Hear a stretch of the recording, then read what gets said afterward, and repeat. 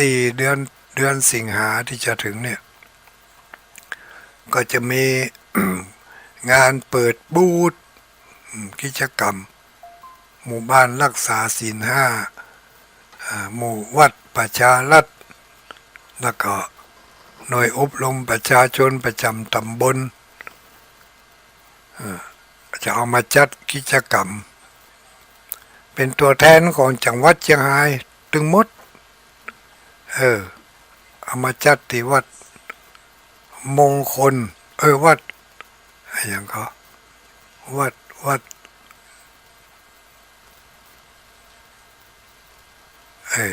ลืมชื่อไปแล้ววัดมงคลพระนารามเนาะวัดเวียงมนวัดเวียงมนมงคลพระนารามอยู่ที่ตำบลบ้านโป่งเทวีตำบลบ้านโป่งเทวีถ้ามีโอกาสได้ไปร่วมก็เปิ่นก็ขอเชิญเนอะก็ไปยืดตั้งแต่วันพุธนี้เป็นต้นไปพี่น้องอยู่บ้านเหนือบ้านใต้บ้านใกล้บ้านไกลกันวันพรุ่งนี้เพื่อก็จะมีการจัดเตรียมสถานที่ใครมีอย่างที่จะเอาไปออกบุตรออกงานก็เชิญเนอะแม่ก้านายขายพักขายไม้ขายพืชผลทั้งด้านการเกษตรผลผลิตฝีไม้ลายมืออย่างก็เอาไปขายที่มาต้องบอกมันถึงไปอยู่แล้วอันนั้นก็คือหมูที่สไปเต็บแป๊บสไปกระเลิบเต็บแป๊บห้อยคอไปขายด้วยน่ะอันนั้นในงานใดงานนั้นแต่ว่าหมู่บ้านเฮาเนี่ยไผมีผลผลิตทางด้านการเกษตรพืชพันธุ์ธัญญาหารผลไม้หลากไม้เอาไปเตรียมสถานที่เอาไปจัดวางที่จำหน่ายขายกันในวันที่ 4 เดือนสิงหาคมที่จะถึงนี่เดือนสิงหานี่มีกิจกรรมเยอะกลุ่มคลื่นสีขาวเพื่อชาวประชาเดือนสิงหานี่ก็มีกิจกรรมไปตานเตียนพรรษาเตียนพรรษาที่ได้ทำการรอกันเมื่อเดือนมิถุนาที่ผ่านมาก่อนเข้าพรรษารอแล้ว ปีนี้ได้จัดถวายสองจุด2เตื้อที่หนึ่งนั่นเขาได้ถวายไปแล้วเมื่อวันที่20เดือนกรกฎาคมที่ผ่านมานี่เนาะอันนั้นเอาไปถวายที่อำเภอเสมิงจังหวัดเชียงใหม่ในป่าในดอย แล้ววันที่13 14 15 16นี่อันนี้ไปไก่น้อยเดินทางไก่จะเอาไปถวายต่างจังหวัดจังหวัดกาญจนบุรีอันนี้ก็ที่ไผที่จองตัวจองยังกันไว้เกิดมีการผิดพลาดขึ้นมาเกิดว่าตัวเองจะบ่ได้ไปในวันนั่นก็เสาะคนมาแทนเห็นเนอะเดี๋ยวนี้ก็ยังตันอยู่เสาะคนมาแทนตัวเก่าจะไปให้ที่นั่งรถมันว่างเพราะมันยังเพราะว่าทีแรกก็ตกลงปลงใจว่าจะไปแต่ถ้าเกิดมีปัญหามาลุ้นไปบ่ได้ก็ต้องพยายามเสาะตัวแทนไปแทนให้มันเต็มรถเนาะมันจะได้บ่มีปัญหากันมาลุ้นหรือว่าไผที่ไปจองแล้วเกิดว่ารถมันเต็มมันก็ลองสอบถามกันพอถามได้ไหมเพราะจะได้เพราะว่าระยะเวลามันเมินเนี่ยบางทีรถกันนั่นจองกันเต็มพอดี10 คน11 คนอย่างเนี้ยเนาะเต็มพอดี ได้ยินข่าวว่าเต็มมาหลายวันแล้วอีนะวันดีคืนดีเกิดวันนี้รถคันนั้นเกิดว่าคนมันว่างไปเห็นคนเนี่ยเขาก็จะได้ไปเพราะว่ารถมันว่าง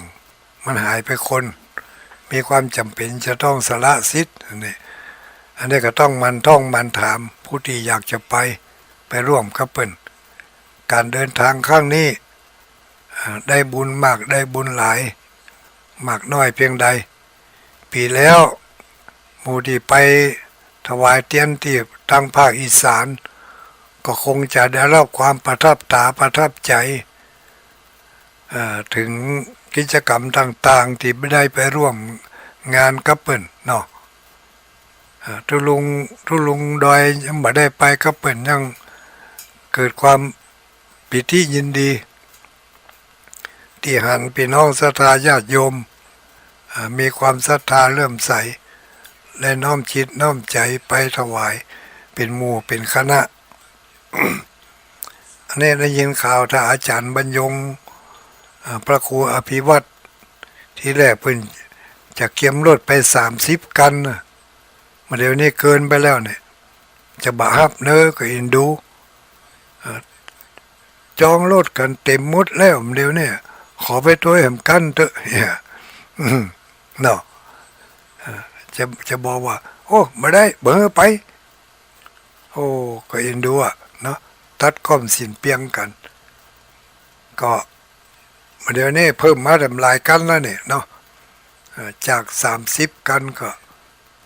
เป็นรายกันแต่ทุลุงจะบอเจาะลึกลงไปในรายละเอียดนะทุลุงก็บอกเพียงได้ว่าวันที่13 14 15พากันไปถวายเตียนที่ต่างจังหวัดเนอะรายละเอียดมีอย่างใดก็ติดต่อสอบถามได้ที่ทำพระครู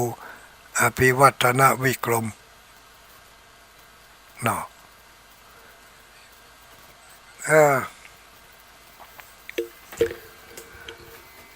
เดือ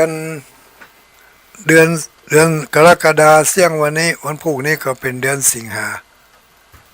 เดือนสิงหาก็มีอยู่31 วันวันที่31ของเดือนสิงหานั่น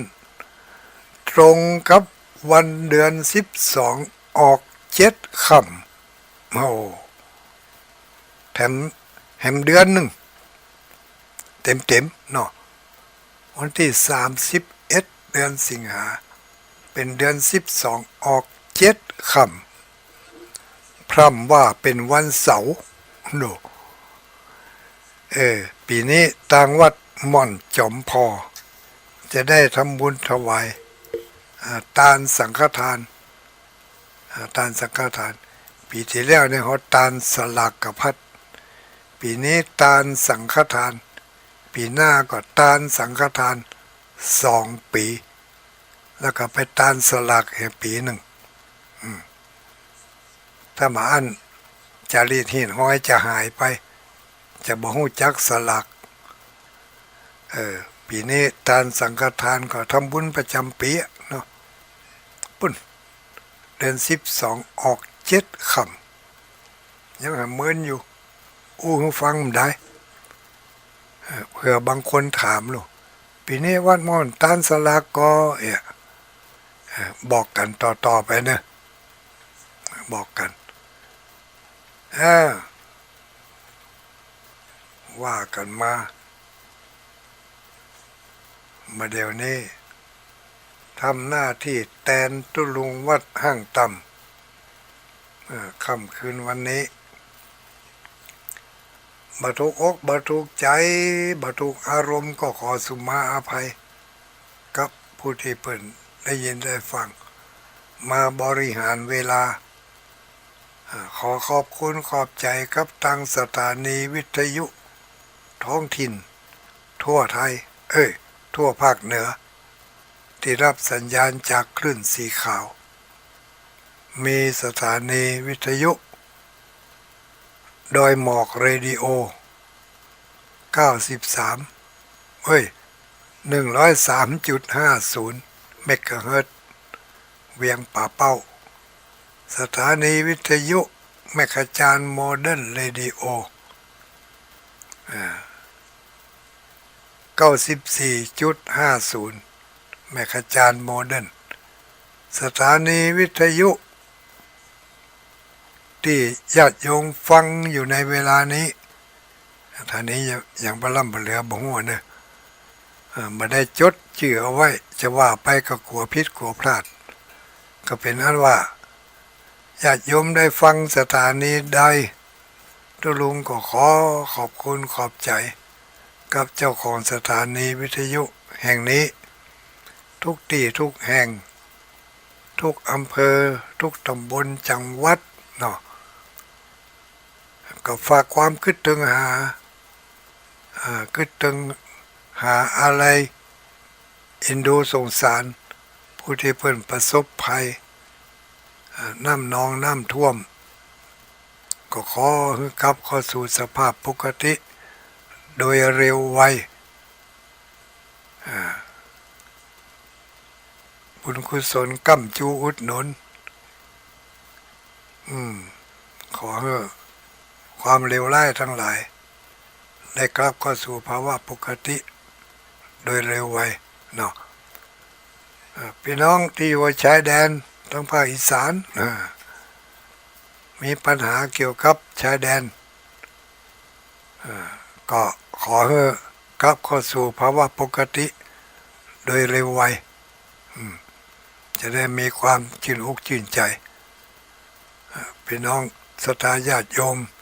ที่ออกจากบ้านจากจองมาก็คงจะปิกเข้าบ้านเขาจองได้กันละเนาะ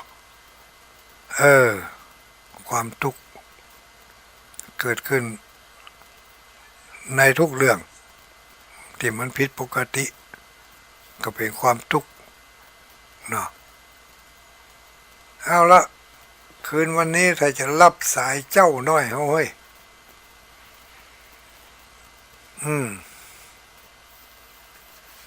จะเอาเรื่องมาฝากก็ซ้ำๆซากๆกันแล้วเนี่ยเนาะเอาซ้ำๆซากๆเพื่อให้เกิดความจำได้ดีและจะได้นำไปปฏิบัติได้อย่างถูกต้องว่าซ้ำๆก็เหมือนกับเขากินข้าวนี่เขาเกี้ยวข้างเดียวลื่นเนี่ยมันจะดีต้องเกี้ยวหลายๆกำแล้วถึงจะกลืนลงไปได้เนาะเหมือนกับการท่องคาถาต้องท่องบ่อยๆท่องจนจำแล้วมันก็จะใจได้ดีมีสมาธิความตั้งมั่นมีพลังเป็นหนึ่งเดียวได้แจกคาถาไปก็หลายบทหลายบาทอสังวิสุโลปุสะภุพะเนี่ยปามานาอุกะสะนะทุเอเนาะสังวิทาปุกะญะปะแจกมาเป็นปีท่องไปเถอะมันบัดเสียหายเอาเป็นกรรมฐานไปเลยเอาเป็นกรรมฐานแล้วก็ใจได้สารพัดปัญจ่องพุทโธเศโธติโลกัสสมิงสปะสัตตานังเนี่ยท่องไปวันคืนก็พากันท่องไปเป็นที่จังที่เปิ่งได้ดีลูกนักอกนักใจมาก็เก็บมาท่องอัดอั้นตันใจก็เก็บมาท่องกึดยังบ่ออกกึดยังบ่พดบ่ปองเก็บมาท่องท่องบทได้ก็ได้เนาะมันจะเป็นที่จังที่เปิ่งของเฮาลูกเป็นที่จังที่เปิ่งได้ยะถาอะหังตถาเอเตยะถาเอเตตถาอะหังอีกก็ได้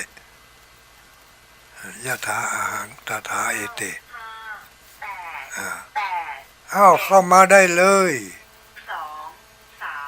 ใครเอ่ย เจริญพรสวัสดีเจ้าลูกไหนมามัวขวาดท่านเด้อเลยบ่ได้อู้กันนะอ่านน่ะตัวเองตัดไปคนเดียวเด้อหมูกับเด้อ0932722499จะโทรไปที่081ก็ได้เนอะ08199347040819934704เหมือนแต่ก็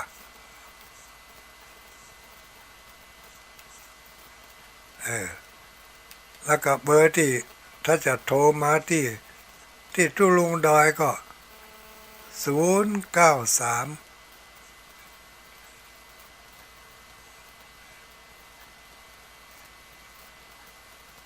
เอาล่ะงงเห็นแล้ว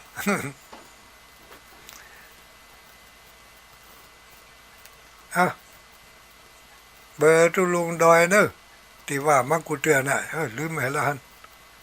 อย่างนี้ก็มีในโลก มันไปว่าเบอร์ของเปิ่นแล้วจะเบอร์ลืมเบอร์ตัวเก่าไปฮะ09327273เจริญพร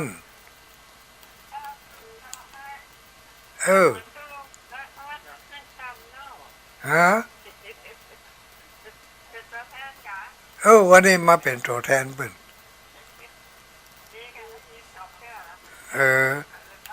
แต่เจ้าก็ได้ยินเนาะ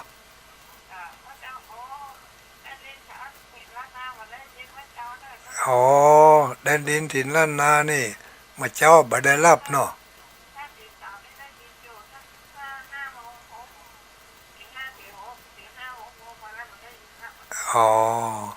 เปิ่นรับอย่างอื่นเนี่ยเนาะ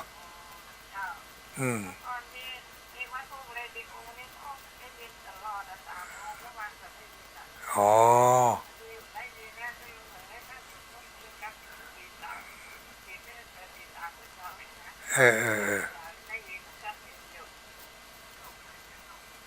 อนุโมทนาเนอะอุ้ยเนอะสาธุโชคดีมีใจไม่อุ้ยอินเสมง09327224994997นี่แหละเจริญพร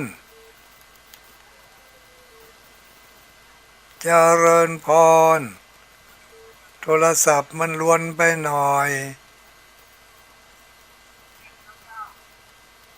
อุ้ยยัง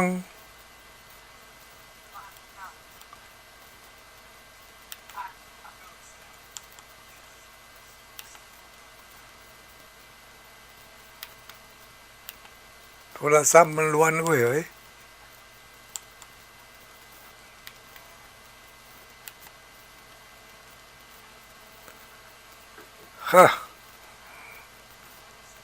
ยังจะได้นี่อันใดก็ได้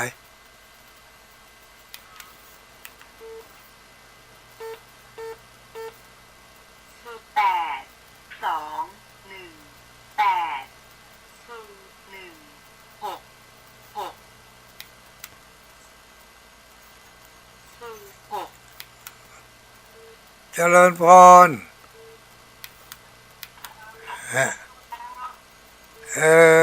บ้านไหน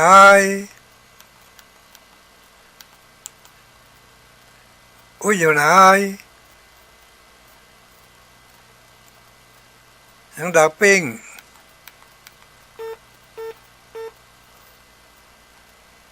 ไปความมวย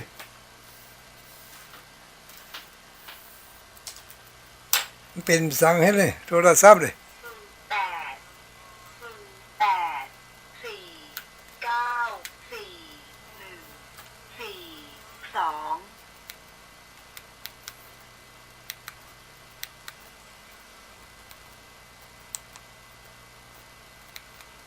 ฮะ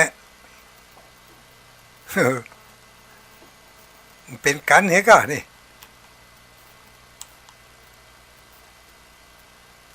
สายเรียกข้าว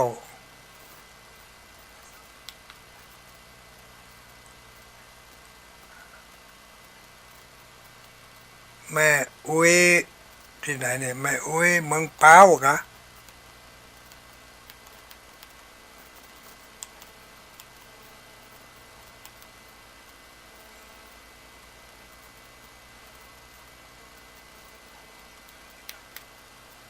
อืมขอสมาภายในญาติโยมทั้งหลายเนอะตอนนี้โทรศัพท์มันมีปัญหาอย่างใดของมันบ่ฮู้เวลากดฮับบางเตือก็ฮับได้บางเตือก็ฮับบ่ได้มันเป็นมาสังอย่างอีอันนั้นเข้ามาทิกทิกแต่ก็ฮับบ่ได้ทิกทิกจะย่างเนอก็มใจตียังถึงเวลาย่างเตือ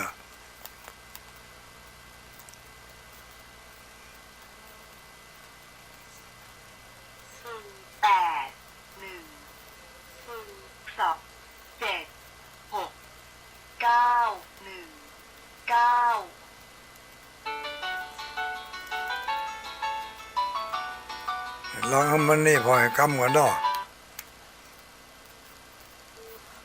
เจริญพรเจ้ากับไหว้สารเจ้าคือดีแล้วบ่วันนี้มาเต้นทุลุงวัดทางต่ำกะแม่นแล้ววันนี้ทุลุงวัดทางสูงแม่เนาะนั่นกะทุลุงดอยวัดทางสูงเจ้าทุลุงดอยห้างสูงทุลุงห้างต่ำฟังอยู่เด้อแม่สุเกียศิลปพรสิทธิ์บ้านห้องหลับปูนเด้อชัดเจนดีเด้อสาธุอนุโมทนาเนอรับดีฝันดีเนอเจนแท้ห้วยถ้วยจ่องซักนะเจ้าห้วยตองซักดีแล้วเจนไปเลย อนุโมทนาสาธุ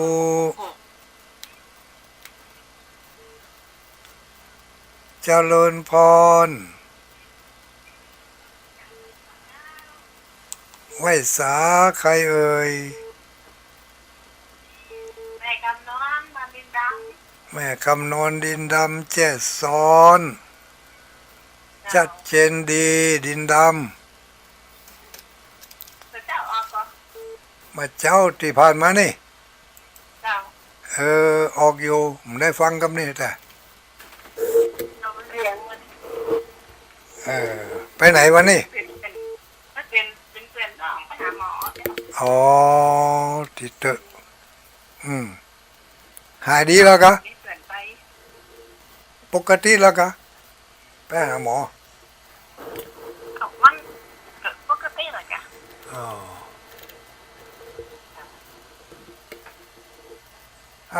อนุโมทนาสาธุแม่คำนวณสาธุสาธุจุกดีมีใจ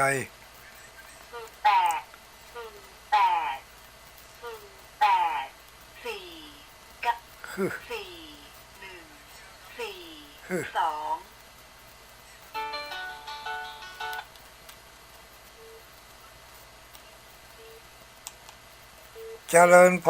รไหว้สาเจ้าลำปางนะเรียกสิกูลำปางนะเจ้ากระเทาะหากันนะแม่นแล้วถึงมาเจ้าเมื่อคืนเนาะเมื่อคืนให้ฟังสถานีหน่อยชัดเจนที่สถานีดารุณีเจ้าฟังกันหลายคนก็อันนี้กับฟังมีคนเดียวแล้วบ้านอื่นก็จะฟังกันมันจะท้อกันเนาะบอกให้เพื่อนโทรมาหาพองเนอเจ้าฟังกันหลายจ้าแล้วเปิดมาท้อกันอ่ะสาธุสาธุอนุโมทนาเป็นกำลังใจจะตุลงเจ้าขอบใจขอบใจหลาย ขอบคุณหลายๆ ขอบใจนักๆอนุโมทนารับดีฝันดีโชคดีมีใจกูคู่กูคน เก้า เจริญพร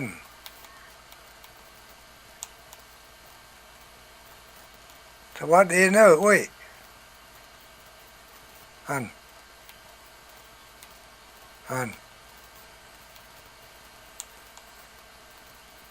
เอาอีกแล้วกำลังดีมาสองสายเอาเถอะหม้อ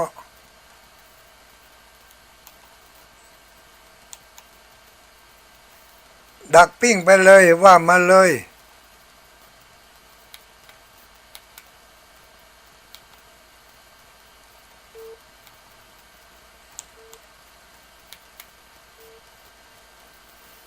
มันเป็นมาสังอย่างนั้นอ้าวขอสุมาเนอะทางสถานีวิทยุไม่รู้มันเป็นอะไรขัดข้องประการใดมันแต่จะเคยได้ไหมเดี๋ยวถ้าได้สตางค์เหี้ยก่อน สาม กับแม่ซื้อสักเครื่องก็มั้งเจริญพร แก้ไปสายดาวตุ้ลงเลย คืออันนี้เจ้าสัมปะตองกันนี่ เจ้ามาได้โทรหาตุ้ลงเก็บจนเมินแล้ว นั่นกะ เจ้าฟังอยู่บนการไซลำไยกะขึ้นมานี่ช่วยน้องนี่ ได้กี่กิโลวันนี้ เออได้หลายกิโลเจ้าลำไยถูกหมดเปิดก็ลุง อันน่ะ กิ มัน โล8 9 บาท มันก็ถูกพ่องแป้งพ่อง เจ้ามันไม่ได้เงินได้ของมันได้มันได้น้อย ได้น้อยบ่คุ้มเนยเต้อเนาะ เจ้าก็ลุงสบายดีจ้า สบายดีกี่ข้าวลำน้ำลงนอนรับสบาย สาธุสาธุ อนุโมทนาเออ เจ้าไม่สาเจ้า เอ้าโชคดีมีใจเนอะ เจ้า สาธุโชคดีมีใจ มีกำไรเยอะเอาแล้วเริ่มดังแล้วเนอะตึงนี่นะ0932722499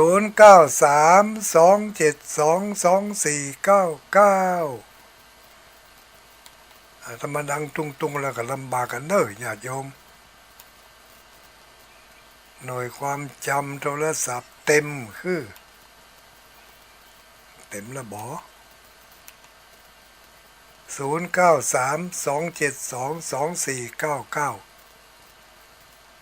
0819934074เบอร์ใดก็ได้เนอะ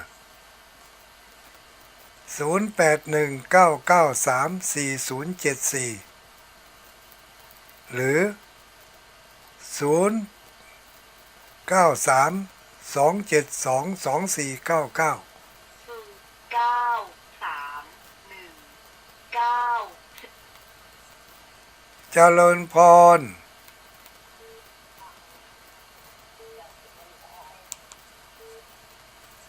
แม่อ้ยอยู่ไหน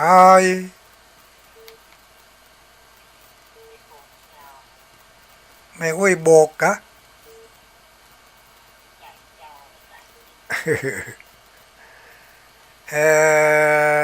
โทรศัพท์มัน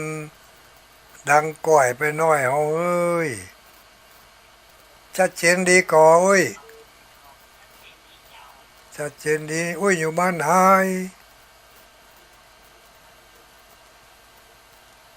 อยู่บ้านไหนโอ้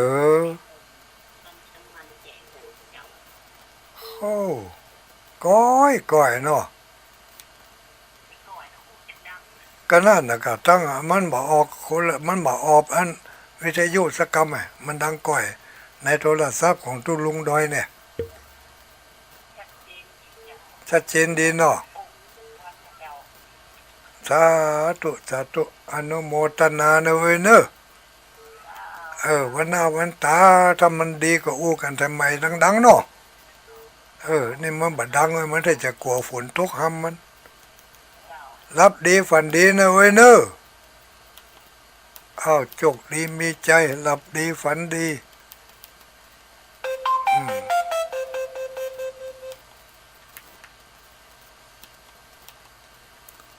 093-272-2499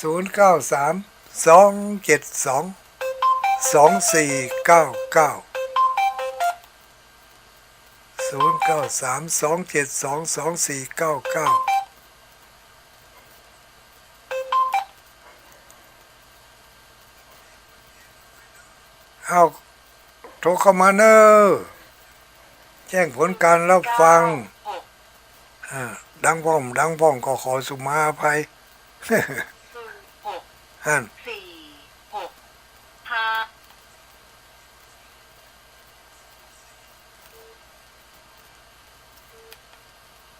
ฮั่นเอาละเจริญพรสาธุเจ้าไผเอ่ยแม่น้อมเบียงหนองล่องชัดเจนดีเมื่อคืนนี้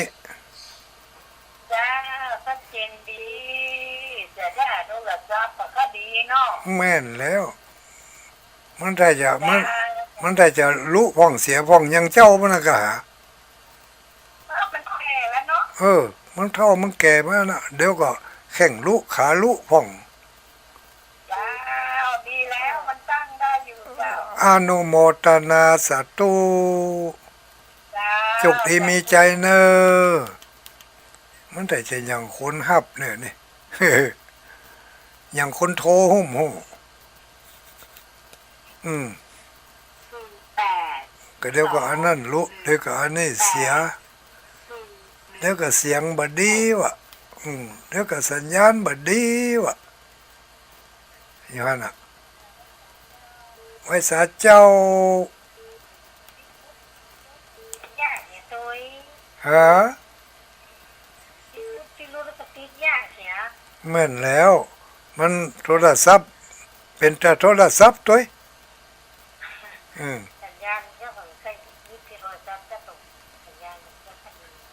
อ๋อแม่นไปหาจ้างเกี่ยวลำไยกันมานี่ลำไยตัวเก่ายังราคาของดีจริงๆยังบอกคุ้มค่าผลงานลดลงเนาะลดลงจริงๆมันยิ่งมันออกหนักยิ่งมันออกหนักราคาก็ลดลงไปทิก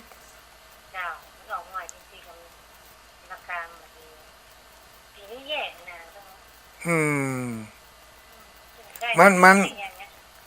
ต้องทำใจหน่อยเนี่ยเพราะว่ามันไม่ใช่แย่กับลำไยนะ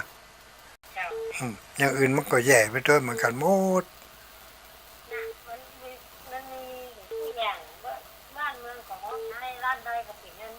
แม่นบ้านเมืองก็ห้อนให้แผ่นดินก็ห้อนให้ฟ้าฝนก็ห้อนให้ไปด้วยกันไปเชื่อบ่ทุกเจ้าก็ห้อนให้ตัวอนุโมทนาสาธุเนอแม่อุ้ยสายฝนนะ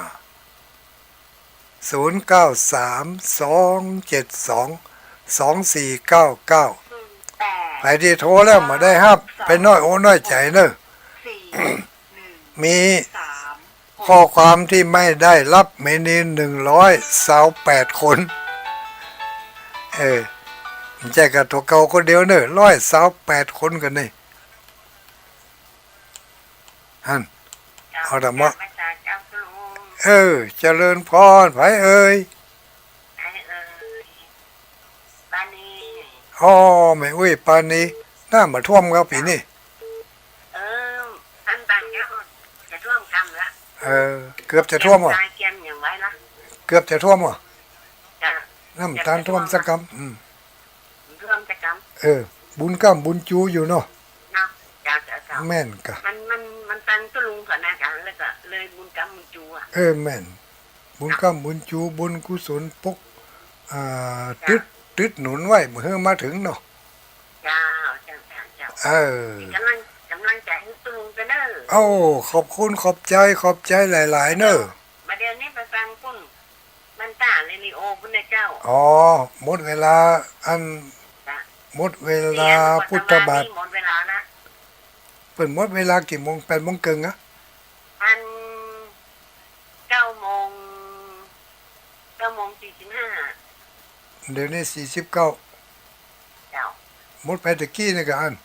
เจ้าหมดตะกี้ละหมู่เมืองฝากหมดสิทธิ์อะเนาะ อันนี้ถ้าเขาหมดได้เขาหมดรู้เจ้าเอากระเรื่องไปพุ่นเหมือนกันอ๋อตอนนี้ไหนเจ้าไม่วางอันนั่นจ้ะอันบ้านตาเรลิโออ่ะอ๋อบ้านตาเรดิโอบ้านตาเรดิโอนี่อยู่อำเภอแม่อายกะเจ้าอันนั้นอยากใช้ประกันอ๋ออยู่ใช้ประกันกะเจ้าอ๋ออันมันควบถึงเมืองฝางได้เนาะเจ้าได้อยู่เจ้าเจ้าหาจนปะน่ะแม่นปะไหนฟังฮะนะเจ้าอาโนโมตนาเป็นกำสอนแล้วน่ะแม่นเจ้ากลับไปศาลเนี่ยตุลูโอ้โชคดีมีใจเนอะสาธุกลับไปศาลเจ้าโชคดีมีใจ บ้านท่าเรดิโอ0932722499 0819934074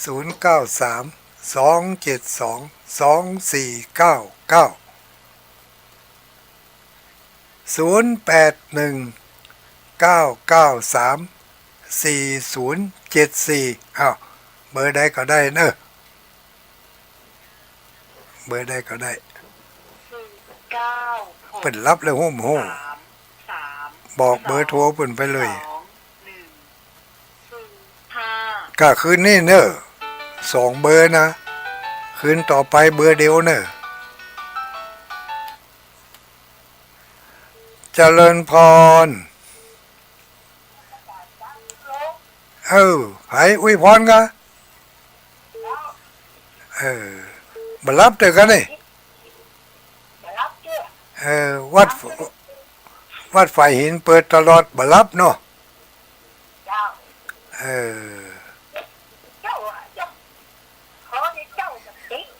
เมื่อเจ้ากะ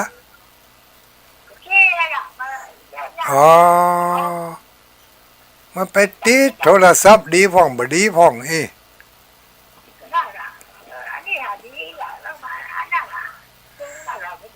นั่นน่ะขอบคุณหลายเด้อพออย่างเนาะพรเนอะ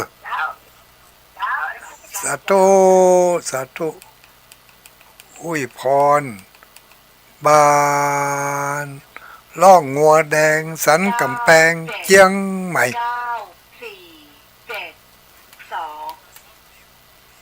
เจริญพรลูกไหนมาจอมตองแม่ลาอ่อนจอมตองแม่ลาอ่อนจอมตองเจ้าติดง่ายก็จำไม่ได้ไปแล้วแกติดง่ายก็เขายากแล้วเขาฝืดเนาะวางนี่ฝนมันตกขึ้นดอยยากน้อยเฮ้ยปลาเลิศปลาถูอ่ะเมื่อจังหวะนักกระตกสีที่ตกกระตกใจนะเอากำแขนต่อมันหมอกจะไปยากการกับกัวเปี๊ยะเนี่ยเนาะถ้าผ้าแต่แห้งแล้วบ่ได้เป็นมะม่วงเป็นนะเนาะเขาออกแหงเขาออกดูใส่เครื่องปั่นซะปะก็ต้อนกะจนมันแห้งขำในเครื่องนะโอนมือนี่นะโอนจุดมันเชี่ยงน้ำแล้วก็ตากแล้วมันแดดแล้วมันก็แง้มไปซอกไปซอก3 หม้อไปซอกเครื่องซักผ้าแห้งไปซอกเครื่องซักผ้าแห้งตรงกลางควงน้ำไม้เดี๋ยวแม่อุ้ยจะเอาไปซักผ้าอีกมันเปียกอนุโมทนาเฮ้ยบอกท่านพระครูวัดนั่งตามกันเด้อบอกว่าไหนหลวงพ่อว่าปีอีวันที่อันนั้นนะผู้สงสารก็คิดไปถามแม่สุแก้วมาหุจักอ๋อแต่ท่านี้ ก็ต้องฝากเนี่ยหลวงพ่อมาปี ท่านพระครูวาปี เจ้า เออเดี๋ยวจะบอกให้เปิ้นเนอะ เจ้า อนุโมท ลูก นา กำลังใจเขาเด้อ ขอบ สู้ๆเด้อ เอ้าขอบคุณหลาย ๆ ขอบใจมาก ถึงฮ้อนกูยอมแย่แล้ว แม่น เศรษฐกิจบดีลำไยกับบดีออกแอร์ออกดำจะประตกแต่เต็มต้น ๆจะมันไผขอมันไข่ออกกับปล่อยมันออก นั้นเพราะว่าเนี่ยปีหน้าก็ร่างว่าดีเนาะ แม่นหวังไว้เป็นปีอะนะ ปี กะ นี้มันจะผ่านไปจะใกล้ผ่านไปละ ปีนี้ก็เกือบจะดีแล้ว เป็นเดือนแล้วเว้ยปีเดือนมาเดียวน่ะ แม่น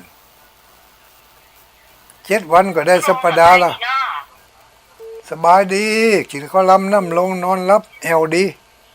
เจ้า สาธุ ขอพรกับตุลุงของเด้อขอแข็งแรงนะ85นั่นน่ะ โอ้ จะอยู่จะได้กับโอ้โหหรอ โอ้ได้ต่อไม่อุ้ยนี่ท่านจัดม่วนนี่ เตียวไปหน่อยกับบลูกนะ อืม อยู่กับบ้านกับเมียนเตียวกับบ้านนี่เนาะ อันน่ะเอาจะไปลึง เจ้า เอาละอ่อนเขาว่า สาธุเจ้า โชคดีมีใจ จะตุลุงเนอะ โอ้ แผ่เมตตาให้เด้อรับก่อนนอน สาธุพุทโธเสโธให้เด้อเจริญพรไหวสาลูกไหนมานี่ ลูกแม่สุกวังเหนือ จังครับเจ้า เอาแม่จังครับน้ำท่วมก็แม่สุก มาท่วมเจ้า เออ ทุกใจจะท่วม แม่สุกใต้นี่ท่วมอยู่เนาะ เนาะ อืม ไปท่วมแต่ในที่เหนือนี่มาท่วม เออแม่สุกไหนนี่อยู่ทั้งเหนืออำเภอเนาะ ตั้งใจจะต้องออกเจ้า เอาอย่างตะวันออกกะเออ หลุมลงผักนะเจ้า อ๋ออันนี้มันได้ของเขา เนี่ยเจ้า ก็เดียวว่าเอาปุ่นหนตังไปพะเยาบนไกล เป็นนั่นน่ะการมาพะเยาน่ะ ลายวังไปทางมันออกบุญกะ เจ้า เออชัดเจนดีเนาะ ลงผักนะเจ้า ฟังสถานีไหน ท่านสถานีด้อยหมอก ได้หมอกก็ว่าแม่ขาจาน เจ้าด้อยหมอก ได้หมอกกะ ยกตรวจค่อยชอบกับหลวงพ่อ เออแม่นถ้าฟังซอนี่แม่นอะอนุโมทนาสาธุเอ้าโชคดีมีใจ พร้อมกันนี้ก็คงจะนำรายการธรรมะค่ำคืนวันนี้รายการแตนตุลุงวัดห้างต่ำนำรายการนี้จากลาไปก่อนเนอะญาติโยมทั้งหลาย เดี๋ยวสถานีไปจะโล่นละแต่หมอสำหรับค่ำคืนวันนี้ก็ขอกุศลผลบุญปกปักรักษาดลบันดาลเนอท่านทั้งหลาย มีความสุขกายสุขใจปราศจากทุกโศกโรคภัย มีความมุ่งมา่ปรารถนาสิ่งหนึ่งอันใด ก็ขอให้ได้ดังใจไปทุกสิ่งทุกประการ ขอให้รอดพ้นจากอันตรายภัยมารทั้งหลายทั้งปวง ทุกคนทุกท่านด้วยเทินจัตตารโอธรรมาวัฏันติ อายุวันโนสุขังปะลัง ประทับ